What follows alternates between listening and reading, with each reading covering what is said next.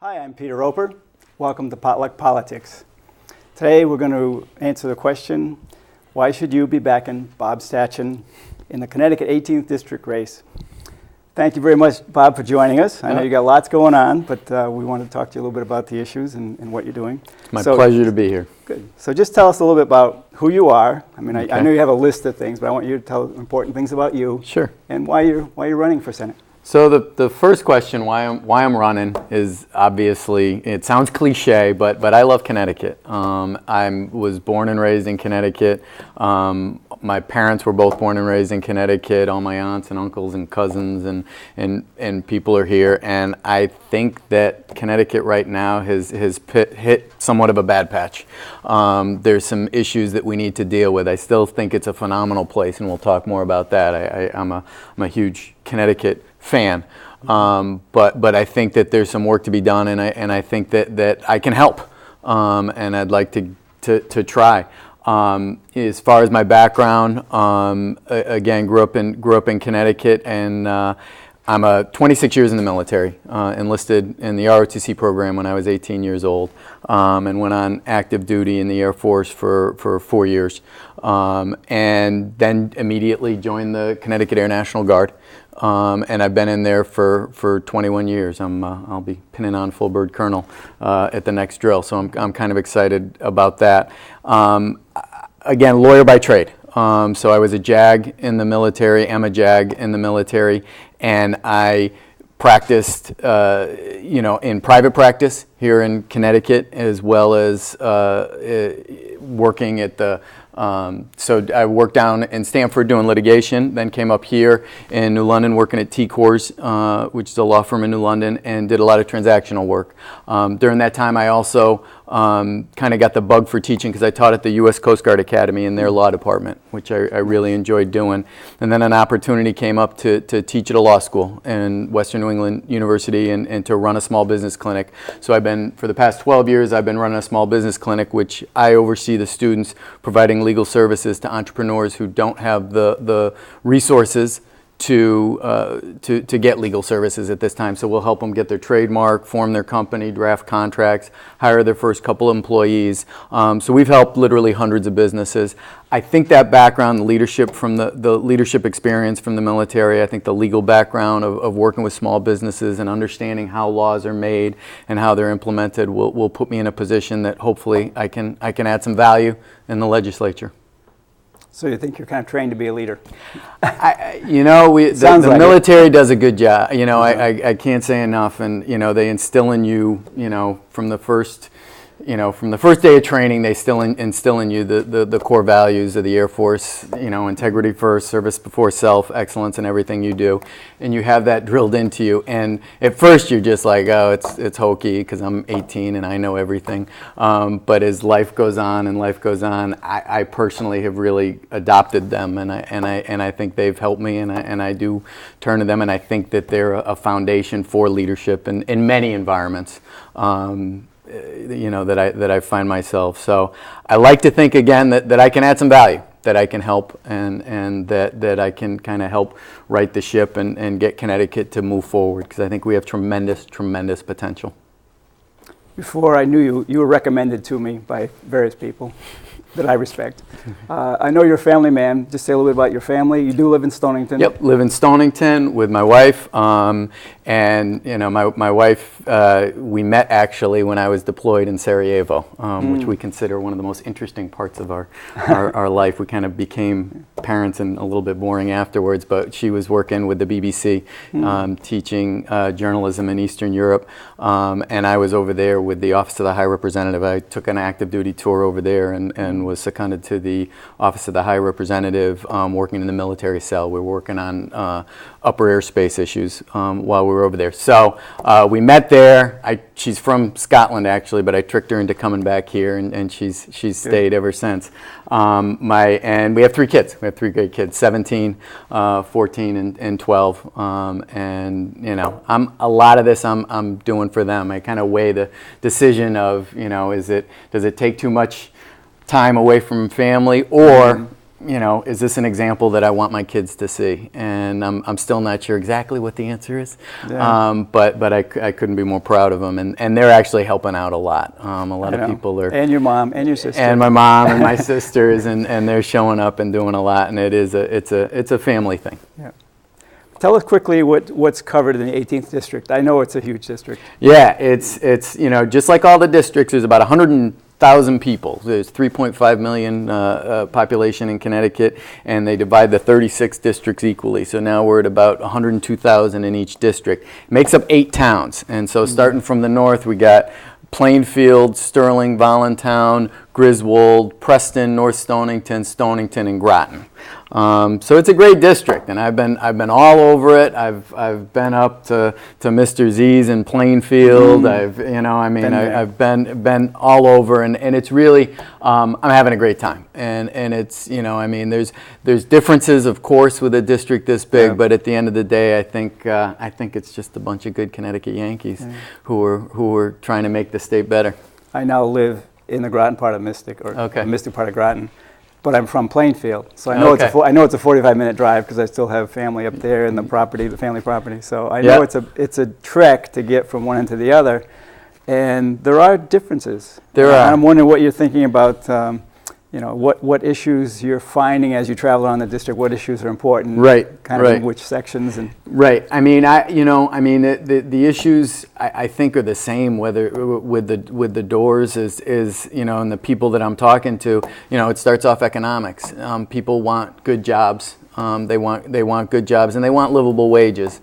They want to be able to and they want to feel secure in their. That they can provide for their family, that they're going to be protected, that they're going to be able to take care of themselves in retirement. People are concerned about health care. People are very concerned about health care, and rightfully so. Costs are exploding.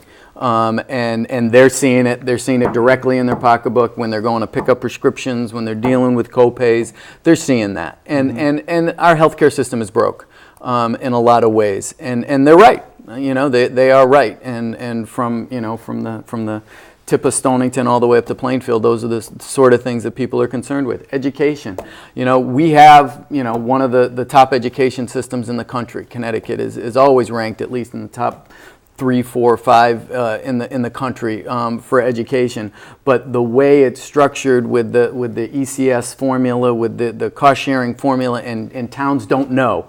I've talked to directors of Board of Finance in various towns, in Plainfield and Preston, and it's the unpredictability. And I've worked with businesses, and a lot of times that's what businesses want. They want predictability.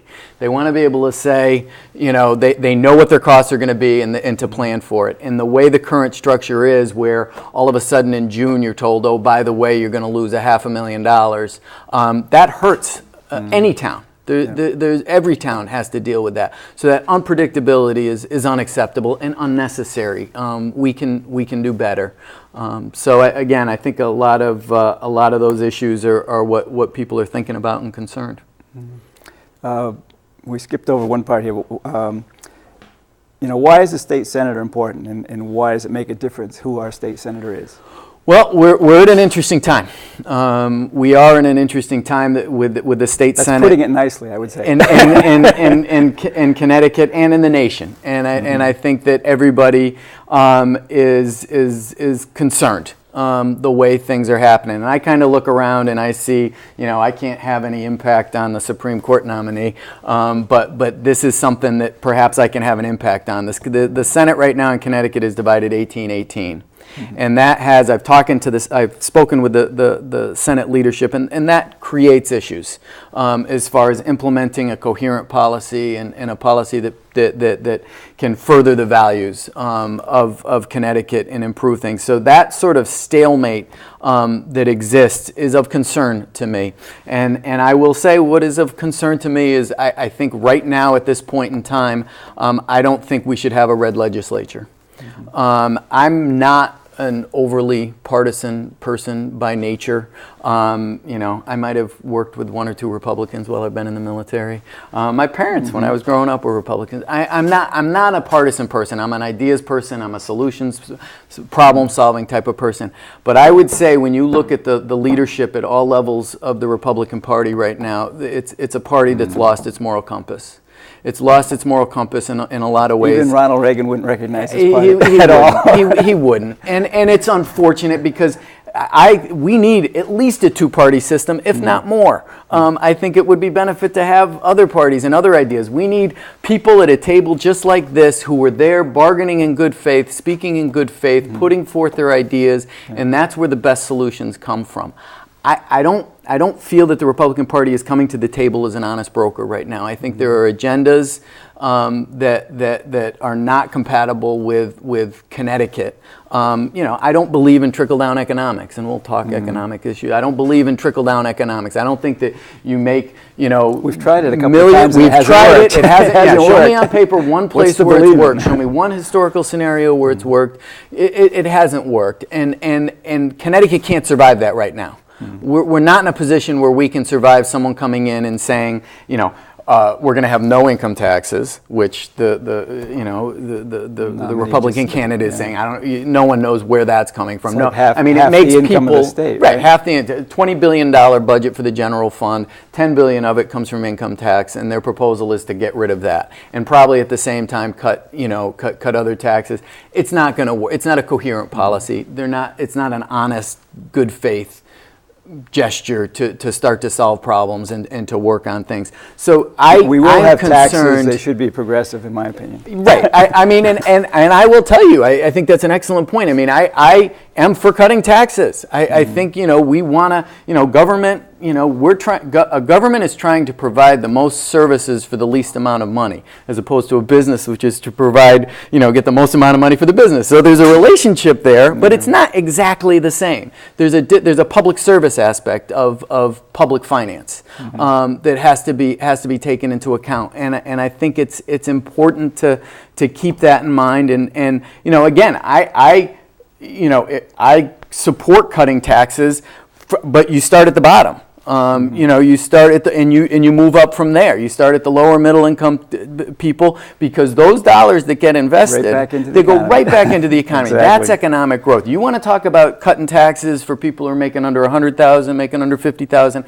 That's a good discussion to have. But we don't need to cut taxes on the 1% in a state that's known for massive income inequality. It's not the right time to do that. And if we do, so I think there's fundamental differences in economic policy, which are incredibly important right now, as Connecticut finds itself in its economic condition. And that's a reason why I think it's important for this Senate right now, and the House and the governor's office to remain blue. And that's why I signed up. I'm new to politics. I haven't done this before. I've been on charter revision commissions in my town. I've served in the National Guard for the past 26 years. But I haven't done this. But it did get to a point where I'm watching the news. I couldn't just stand by and wait for something to happen. And when I saw where perhaps I could make a difference and help Connecticut move forward and help the discussion move forward, that's kind of where I thought, again, where I could fit in. We get close, but the state's deficit and budget issues are probably the top of everybody's list of what has to be addressed. Give me a little bit about what you think you could do. And I know you're fresh, but you must have ideas. I do, and I've listened to smart people. I've listened to Comptroller Kevin Lembo. I've read up on. The big issue is that unfunded liability, and we can't point. And the worst thing we can do is point fingers at current employees and say it's their fault. We got to stop vilifying the current state employees, but we have to recognize there's an issue. We have $34 billion in the pension fund. It's supposed to be around 89. So we have 38% of what we need to cover the debts that we have. And there's reasons why that is. We did a pay-as-you-go from 1939 to 1971. We did a pay-as-you-go process on it, where we, which was what people were doing back then, and so it wasn't absurd. 1971, we realized you can't, we have to start paying for this. And healthcare expenses were going up, things were going up. And so Connecticut, a lot of times people think it's a little whiker in 1991. It's actually 1971 when we implemented a capital gains tax at about 14%. And that went up to 1991. And that's why that switch in 1991, people were going along with it because the people paying the capital gains tax were no longer doing that. We had this plan, and when we implement that the income tax was designed just to deal with the unfunded liabilities that we had incurred. And it was set up at that point to be paid off in 30 years, just like our mortgage. So it was going to be 2032, it's all paid off. What happened, Governor Rowland came in, a Republican administration, and turned it into a balloon mortgage.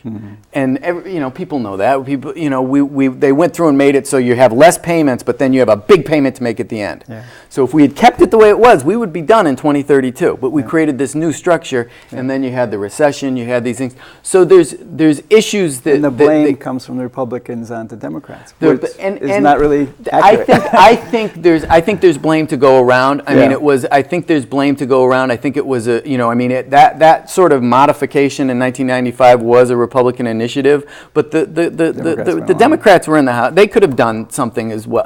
Again, there's plenty of blame to go. Let's move past that. Let's find out how to solve it. So you say, how do we solve it? Which is the question? Which is the $87 billion question of how do we solve it? And it does come down to jobs. It does come down to creating economic growth is the main number one. There's multiple approaches to doing it, but it's creating jobs. And here in southeastern Connecticut, two of the areas that we get, manufacturing and healthcare, are really going to be the areas that are going to be able to grow. I'd like to see tourism grow as well. But when you're looking at predictions as far as what's going to really make a difference, you got EB, that is planning over the next 10 years to increase their jobs between 13 and 20,000 jobs over the next 10 years. Yeah. And that's going to be a lot of what is going to allow us to get back on track.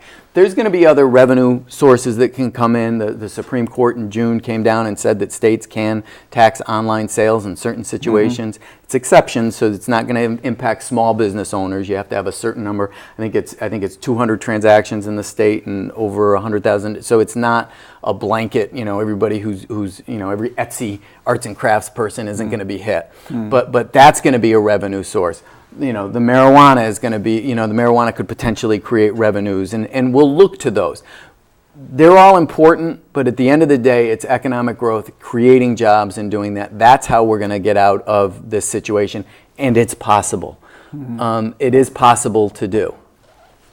Well, it gets back to why you're here. It's a great place. It is. It is. So why not work here? And one why of the not create a job here? Right. And one of the things that frustrates me the most is I think my colleagues on the other side of the aisle create this narrative of doom and gloom that Connecticut is a horrible place. We have to. I think we need to push forward a little Connecticut pride, and be proud of Connecticut. Well, one of the thing is that people are leaving, companies are leaving. Have you found that that's true? Have you done any research on that? So first, let me be a cheerleader for Connecticut, and then I'll get to that, because I think there's a lot of stats people, Forbes says we have the fifth best quality of life. We're number 4 or 5 in the country for education. Bloomberg says we're number 4 for private R&D investment. On there. We're number 3 in the country for employees with advanced degrees. An interesting one, Connecticut is within 500 miles, and this is from the U.S. Bureau of Economic Statistics, we're within 500 miles of 1/3 of the U.S. economy. We have a lot. We're positioned well geographically. We have a location. So we have a lot of potential. We have a lot of things that we can do if we can focus on that. So people, again, part of that narrative is everybody's leaving Connecticut, doom and gloom. Everybody. Now, we also have Infosys, which Ned Lamont was able a company to come in and start, and is going to bring 2,000 jobs to the Hartford area. People are coming. one of the things that so when I was on the doors, you asked me earlier, what am I hearing on the doors? And that question does come up. Oh, everybody's leaving Connecticut. And I was like, really? Is that the right narrative? And I think, I would encourage, and I carry this with me, it's the Connecticut's population and migration trends from May 2017, and it's put out by the Connecticut Office of Policy and Management as well as a nonprofit, the Connecticut Data Collaborative. And, we're actually increasing population in the area for people who are 30 to 64 years old. Now, and we're also increasing population of people from 0 to 17, which mostly reflects the kids of the people who are coming. We're increasing population in regards to people who have an AGI or who have income over $200,000. I mean, right. So I mean, there's a good set. Now, where are we losing? We're losing. The biggest place that we're losing are the 18 to 21-year-olds. That's the biggest number where there's a net loss. The biggest. The second is the 22 to the 30. And there's things we can do to look at that, and things we can do. The 18 to 21-year-olds. I think we can explore the free community college. Maybe that will get a percentage of them to stay in state. Because those are kids who are probably going to school free, somewhere. Especially if you stay in state. Right, you stay in state, and looking at the 22 to 30-year-olds. Is there a way that we can work with their debt? Is there a way that we can help them with their debt if they agree to stay? Is there a way that we can reduce their taxes? That's the area where we're losing people. But there's solutions to it.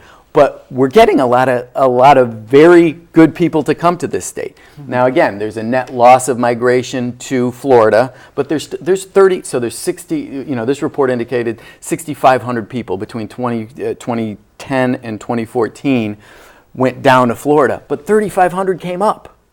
We don't hear about that. And with New York, there's the average migration during that period. There's 10,000 coming in and 8,000 going out.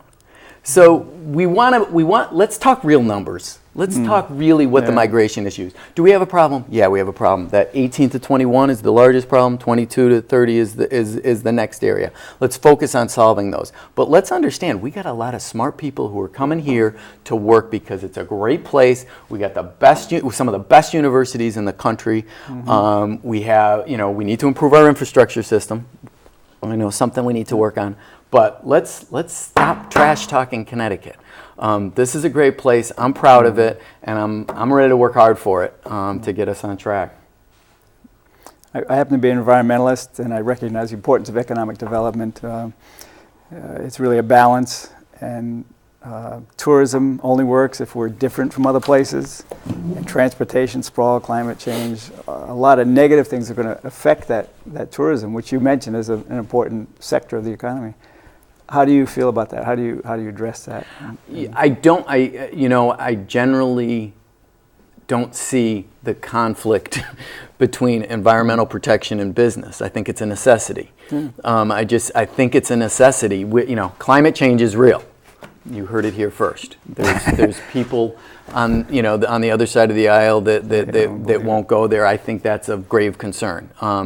But climate change is real. We need to address that. We need to address carbon emissions. We need to do what we can. We need to address rising water levels, especially in this coastal area, and deal with those issues. I got to say, we fill out those candidate questionnaires, which I was just doing for different environmental organizations, and I did too, and neither of them asked about rising water levels, which I was somewhat. They talk about climate change, and there's a relationship. Then the rising. Many of the towns now are addressing it already. Right. I mean, it's a big issue, and we need to address it. But I don't see.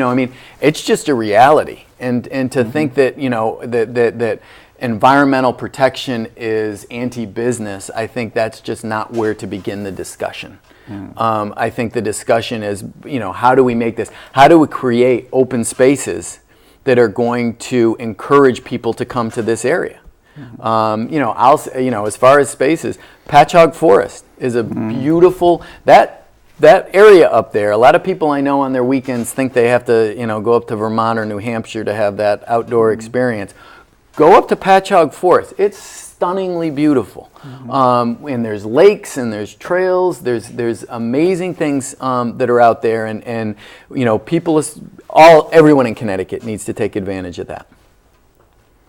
One thing that we talked a little bit about, how are you going to protect Connecticut from basically the feds at this point? The federal government is not really helping us. The federal government's not harming us. The federal government, they are, and I think that's why it's even more crucial at this point to have a blue legislature to sort of keep that nonsense out of Connecticut. And I think, you know, we need to make sure that our delegation, and they are, you know, how do we, you know, healthcare, you know, dismantling the ACA. Yeah, there's things that we can do in Connecticut, and Kevin Lumbo's leading the charge on that, to make sure that our healthcare is able to, it can withstand that. And that our people have choices to and the access to health care that's going to allow for that. I support Medicare for all.